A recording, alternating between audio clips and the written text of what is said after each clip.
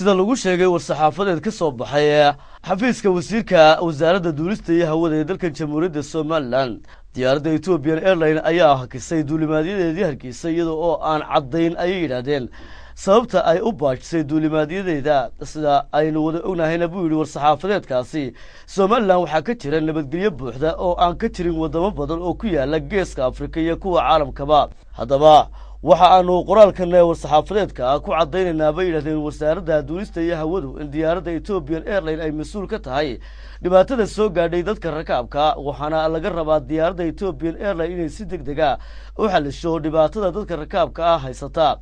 ayna bilaamaan qaabkii ay dadkaasi u gaarsiin lahaayeen wadamadii ay ka yimaadeen annaga oo og baa war-saxaafadeedkaasi lagu yiri in ay durba bilaabeen dhoofinta dadka rakaabka xukuumadda Soomaaliland marnaba aqbali mayso in la dhibaateeyo dadka dhoofayaasha waana mas'uuliyadda ay u igman tahay wasaaradda duulista oo qaranka uga wakiila madaarada iyo arrimaha duulimaadyada oo dhan arrintan eedeedana waxa iska leh war-saxaafadeedkaasi yiri Ethiopian Airlines oo ah diyaarad ganacsi Soomaaliland ka hesha faa'iido aad u badan mana jirto ammaan xumo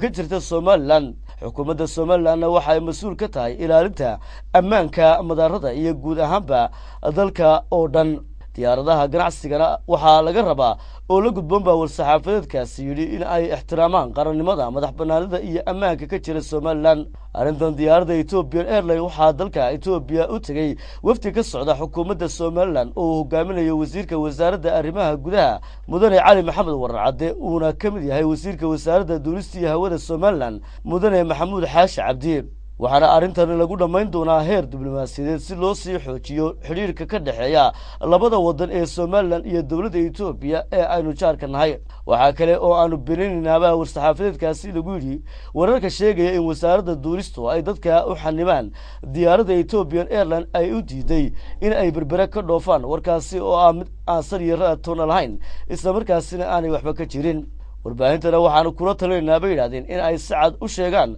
nabadgelyada Soomaaliland ka jirta oo ah mid ummadda oo dhan dani ugu jirto danta gaarka ana ay ka hormariyaan ta guud iyo masaalixda qaranka